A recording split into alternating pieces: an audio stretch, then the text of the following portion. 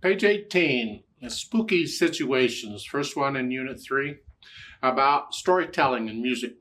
We can use music to paint a picture, so to speak. They've been around a long time. If you take music from movies or TV, the background music enhances what's going on. That paints a picture, yes.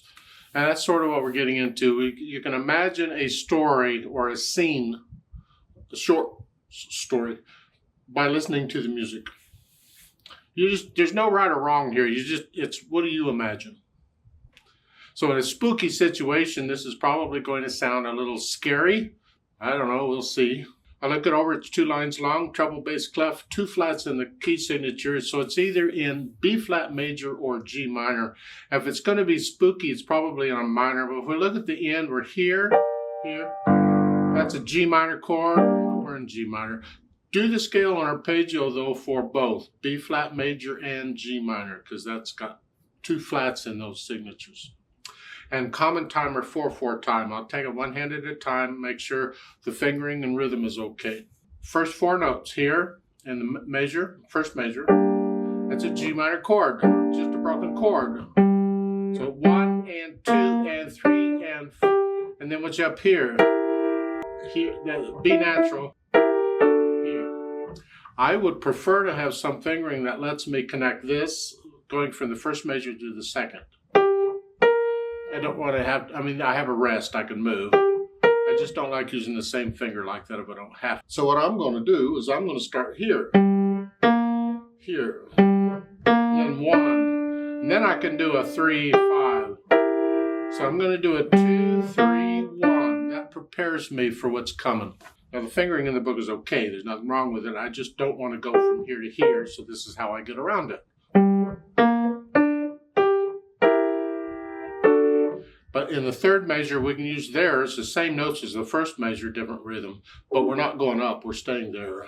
And then 1-ienda. 1-ienda, 1-ienda, 2. And for the half note, I'm going to use a 2/3.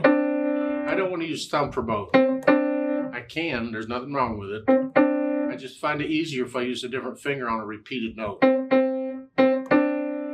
Because going on, the 5th measure, all I've got to do is reach up a little bit and I'm there. And then crossover.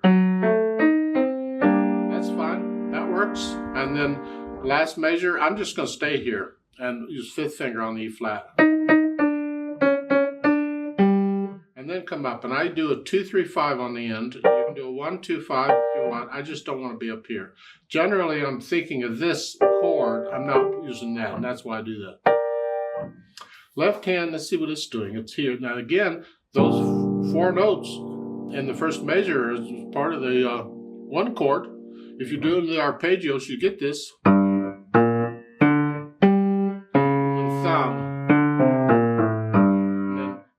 Second measure, you have a C sharp, and then you have a C natural. We have to have the natural sign, otherwise it would still be a sharp, because that sharp sign is good for the measure.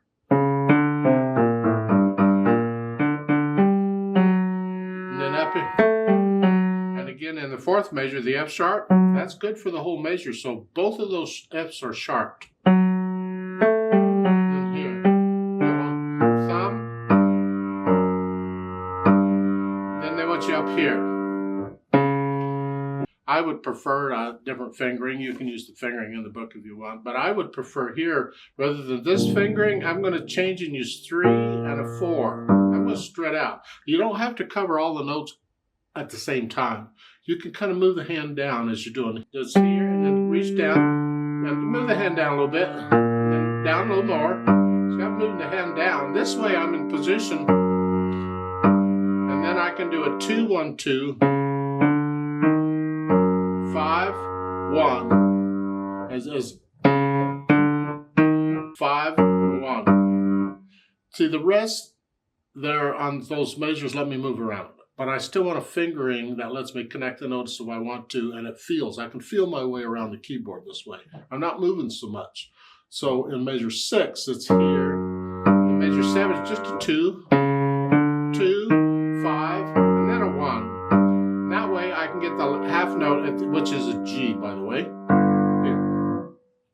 So once I have the fingering worked out here, then I try them together and see, and I'll hesitate. That's okay. It's here, and then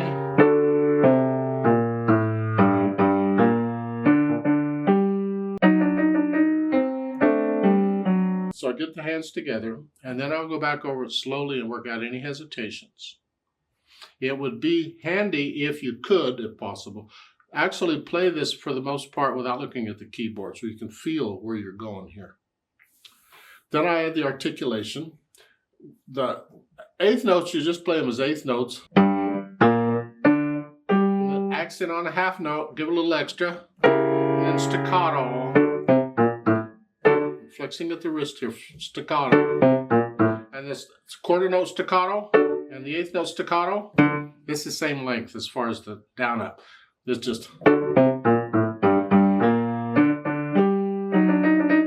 fourth measure here and then here and then staccato and then at the end is a sforzando. You don't need an accent with a sforzando in piano. It's just silly. A sforzando is a really major accent. And you come down fast, let the wrist collapse a little bit. Don't pound on it. Just it's loud. Yeah. The piano can't do a true sforzando, but all we can do is just play it loud. It's like a piano can't do a true accent. All we can do is play it a little louder. And a sforzando is just a really strong accent. Because really with an accent or sforzando, it's just the beginning of the note that's loud, and then you come back the rest of the notes regular. So it's ba, and then you come out. With piano, we can't do that. We just play it louder, and the piano takes over. Oh, I love it. You have to excuse the metronome that got away from me. And I didn't notice it till now because I don't pay any attention to that silly thing anyway, right? Once I get the articulation in, I do the dynamics. For the most part, it's going to be the right hand. And at the beginning, I still think it's the right hand. I think that's it. This.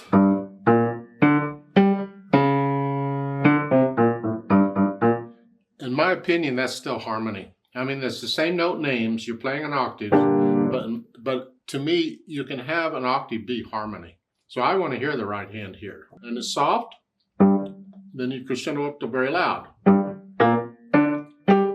With an accent note on a very loud makes it super loud. In my opinion, you could just be loud, 1F, with the accent. That would make it very loud, and that's close enough.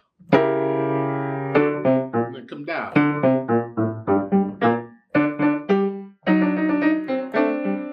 Not soft. Soft. Louder, very loud, and then the sforzando was very loud too. Okay, that's sort of the dynamics. Then the speed. Well, it's a spooky moderato. Depends on what you call spooky. Just play it as you're thinking of somebody tiptoeing along. Yeah, I don't know.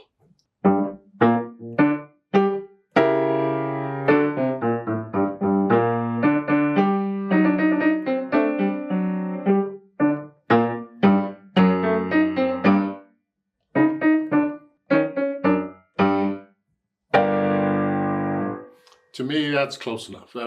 Your moderato might be a different speed. Play around with these dynamics. You're kind of going into this bump, bump, bump, bump, bottom type thing. Yeah.